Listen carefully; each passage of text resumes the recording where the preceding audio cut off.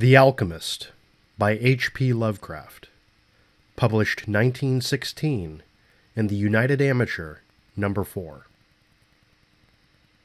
High up, crowning the grassy summit of a swelling mound whose sides are wooded near the base with the gnarled trees of the primeval forest, stands the old chateau of my ancestors.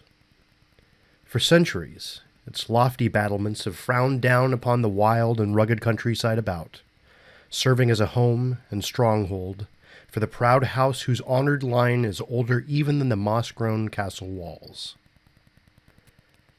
These ancient turrets, stained by the storms of generations and crumbling under the slow yet mighty pressure of time, formed in the ages of feudalism one of the most dreaded and formidable fortresses in all France.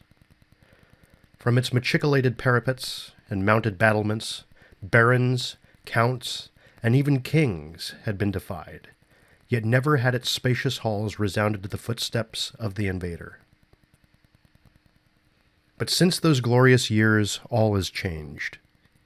A poverty but little above the level of dire want, together with a pride of name that forbids its alleviation by the pursuits of commercial life, had prevented the scions of our line from maintaining their estates in pristine splendor, and the falling stones of the walls, the overgrown vegetation in the parks, the dry and dusty moat, the ill-paved courtyards, the toppling towers without, as well as the sagging floors, the worm-eaten wainscots, and the faded tapestries within, all tell a gloomy tale of a fallen grandeur. As the ages passed, first one, then another of the four great turrets were left to ruin, until at last but a single tower housed the sadly reduced descendants of the once mighty lords of the estate. It was in one of the vast and gloomy chambers of this remaining tower that I, Antoine, the last of the unhappy and accursed Comte de C, first saw the light of day, 90 long years ago. Within these walls, and amongst the dark and shadowy forests, the wild ravines and grottos of the hillside below, were spent the first years of my troubled life. My parents I never knew. My father had been killed at the age of 32, a month before I was born, by the fall of a stone somehow dislodged from one of the deserted parapets of the castle. And my mother having died at my birth, my care and education devolved solely upon one remaining servitor, an old and trusted man of considerable intelligence, whose name I remember as Pierre. I was only a child, and the lack of companionship which this fact entailed upon me was augmented by the strange care exercised by my aged guardian in excluding me from the society of the peasant children whose abodes were scattered here and there upon the plains that surrounded the base of the hill.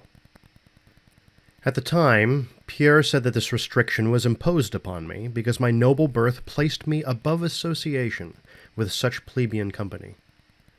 Now I know that its real object was to keep from my ears the idle tales of the dread curse upon our line, that were nightly told and magnified by the simple tenantry as they conversed in hushed accents in the glow of their cottage hearths. Thus isolated and thrown upon my own resources, I spent the hours of my childhood in poring over the ancient tomes that filled the shadow-haunted library of the chateau, and in roaming without aim or purpose through the perpetual dusk of the spectral wood that clothes the side of the hill near its foot. It was perhaps an effect of such surroundings that my mind early acquired a shade of melancholy. Those studies and pursuits which partake of the dark and occult in nature most strongly claimed my attention. Of my own race I was permitted to learn singularly little, yet what small knowledge of it I was able to gain seemed to depress me much.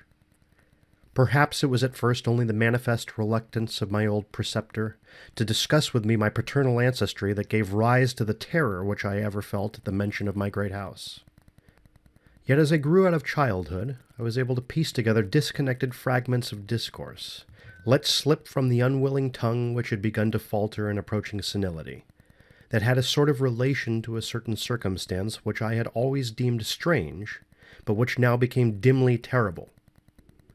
The circumstance to which I allude is the early age at which all the comtes of my line had met their end. Whilst I had hitherto considered this but a natural attribute of a family of short-lived men, I afterward pondered long upon these premature deaths, and began to connect them with the wanderings of the old man, who often spoke of a curse, which for centuries had prevented the lives of the holders of my title from much exceeding the span of 32 years. Upon my 21st birthday, the aged Pierre gave to me a family document which he said had for many generations been handed down from father to son, and continued by each possessor. Its contents were of the most startling nature, and its perusal confirmed the gravest of my apprehensions. At this time, my belief in the supernatural was firm and deep-seated, else I should have dismissed with scorn the incredible narrative unfolded before my eyes. The paper carried me back to the days of the 13th century, when the old castle in which I sat had been a feared and impregnable fortress. It told of a certain ancient man who had once dwelt on our estates, a person of no small accomplishments, though little above the rank of peasant. By name Michel, usually designated by the surname of Mauvais, the evil, on account of his sinister reputation.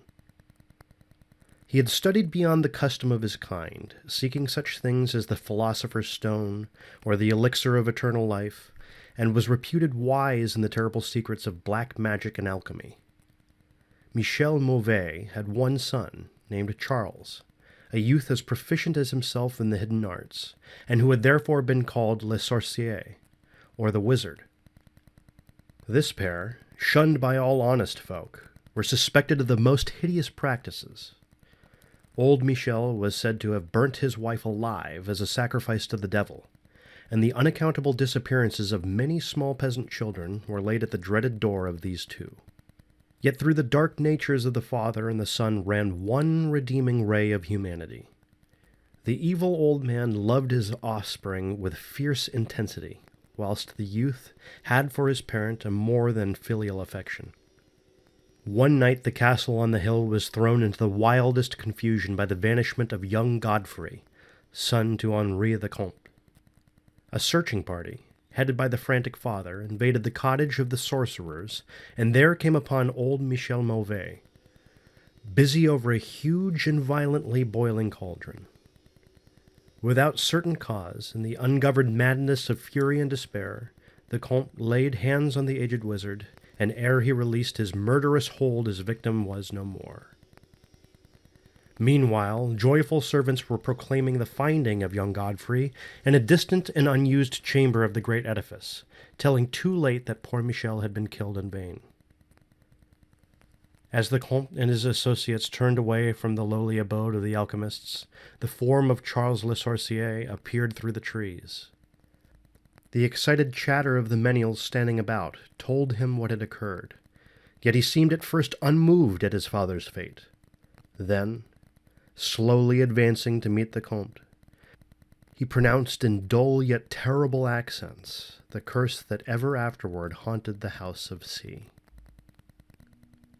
May ne'er a noble of thy murderous line survive to reach a greater age than thine, spake he, when, suddenly leaping backward into the black wood, he drew from his tunic a phial of colorless liquid, which he threw into the face of his father's slayer, as he disappeared behind the inky curtain of the night. The Comte died without utterance, and was buried the next day, but little more than 32 years from the hour of his birth. No trace of the assassin could be found, though relentless bands of peasants scoured the neighboring woods and the meadowland around the hill. Thus time and the want of a reminder dulled the memory of the curse in the minds of the late Comte's family, so that when Godfrey, innocent cause of the whole tragedy and now bearing the title, was killed by an arrow whilst hunting at the age of 32, there were no thoughts save those of grief at his demise.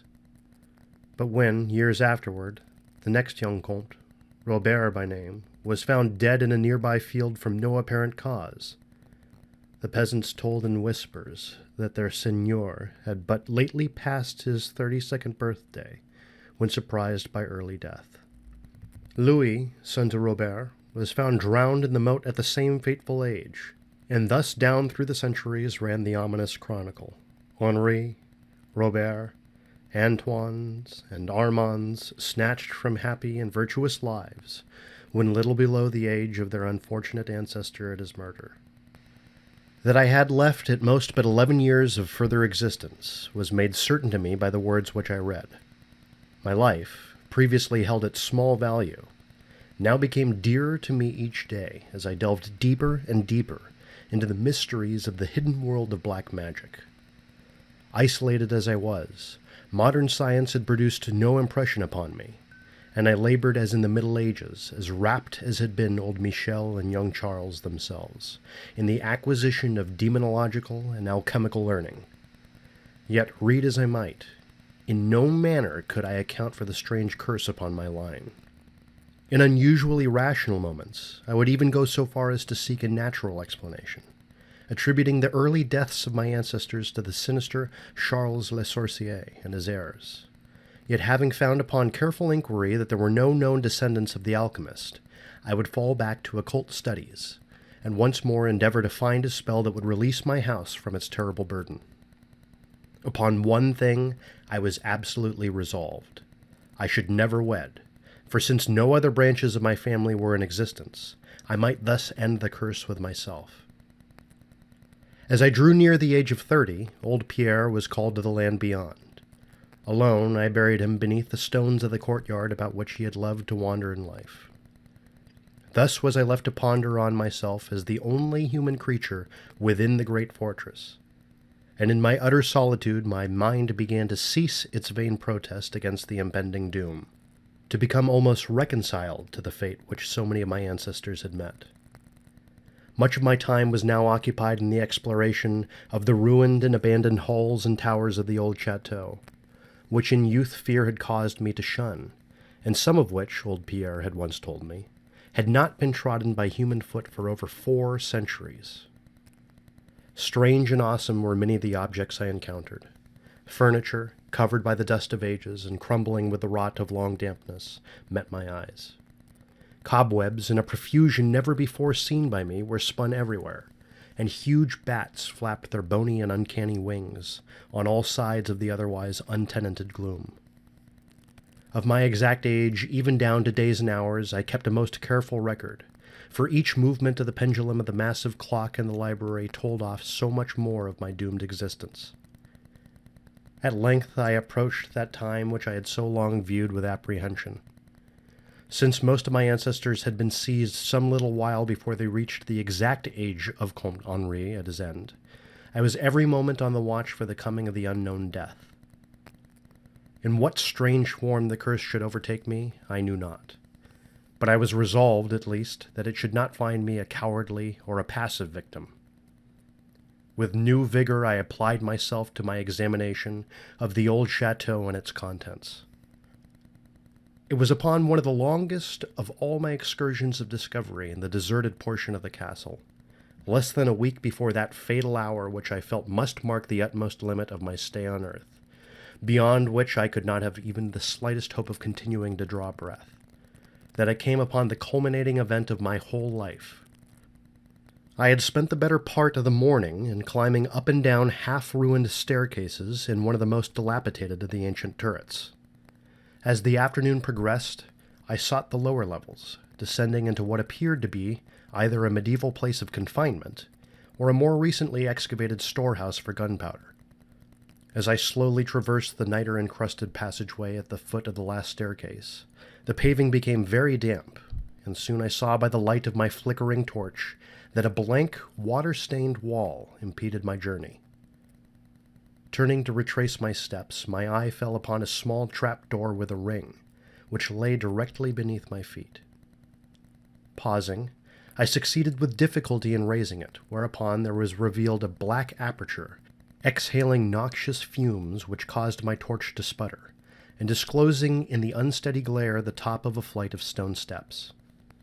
As soon as the torch, which I lowered into the repellent depths, burned freely and steadily, I commenced my descent.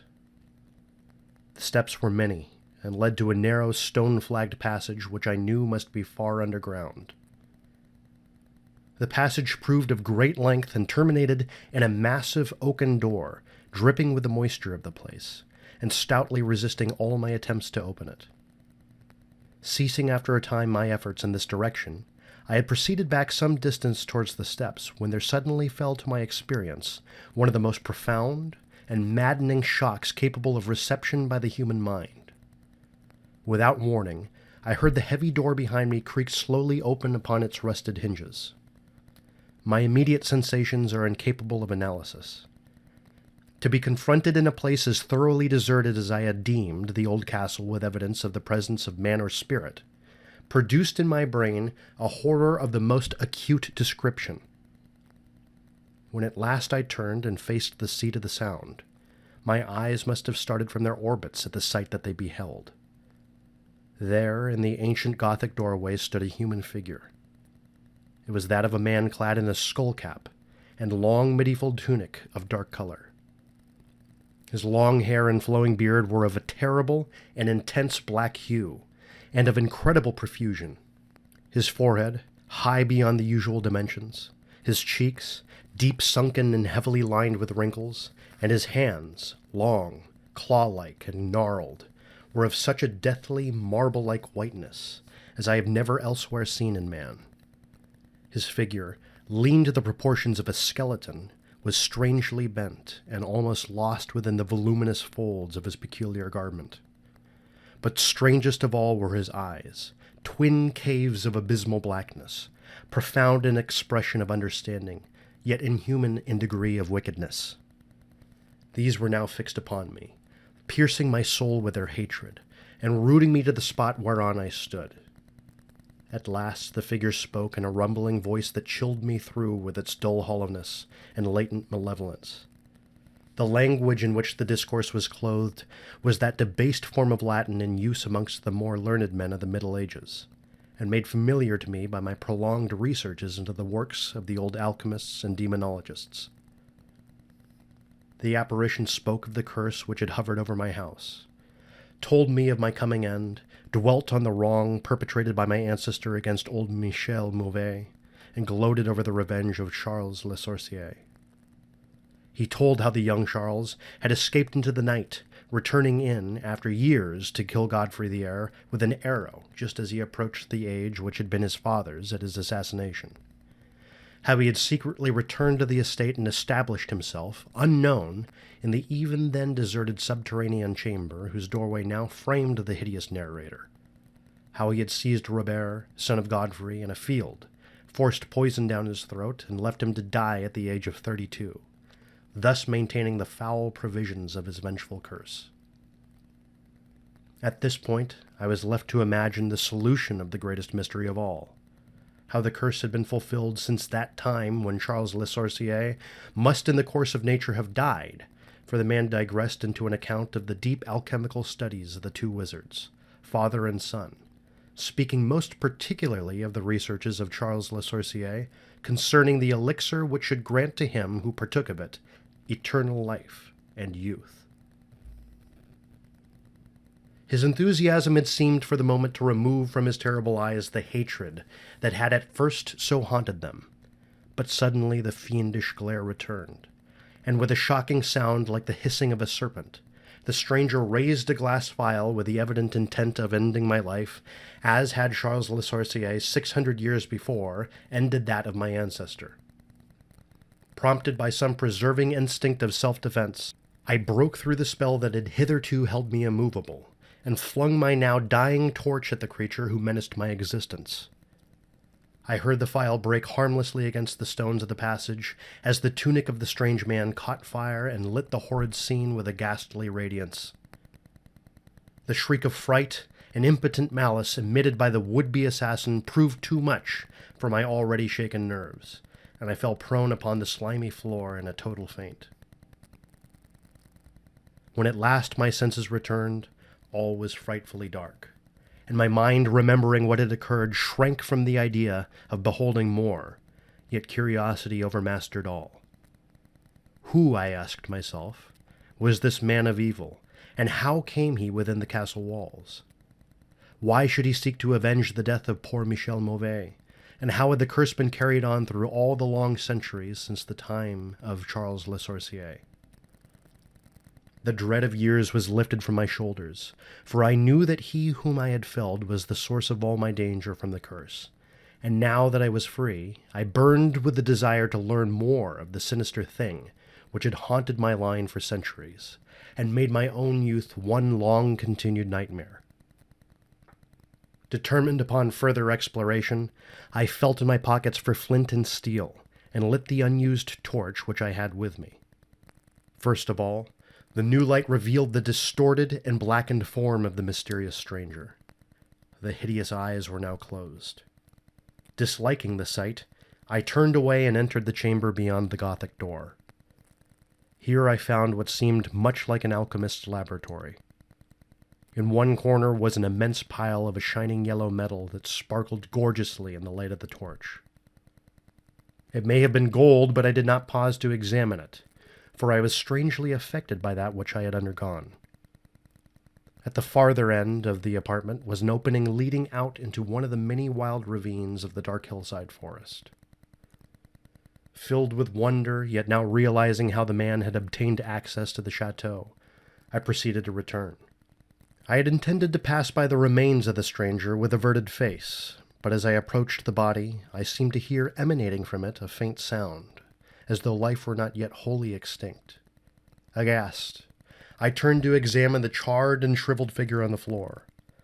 Then all at once the horrible eyes, blacker even than the seared face in which they were set, opened wide with an expression which I was unable to interpret. The cracked lips tried to frame words which I could not well understand. Once I caught the name of Charles Le Sorcier, and again I fancied that the words years and curse issued from the twisted mouth. Still I was at a loss to gather the purport of his disconnected speech. At my evident ignorance of his meaning, the pitchy eyes once more flashed malevolently at me, until, helpless as I saw my opponent to be, I trembled as I watched him. Suddenly the wretch, animated with his last breath of strength, raised his hideous head from the damp and sunken pavement. Then, as I remained, paralyzed with fear, he found his voice, and in his dying breath screamed forth those words which have ever afterward haunted my days and my nights. "Fool!" he shrieked. "Can you not guess my secret? Have you no brain whereby you may recognize the will which has through 6 long centuries fulfilled the dreadful curse upon your house? Have I not told you of the great elixir of eternal life? Know you not how the secret of alchemy was solved? I tell you, it is I, that have lived for 600 years to maintain my revenge, for I am Charles Le Sorcier."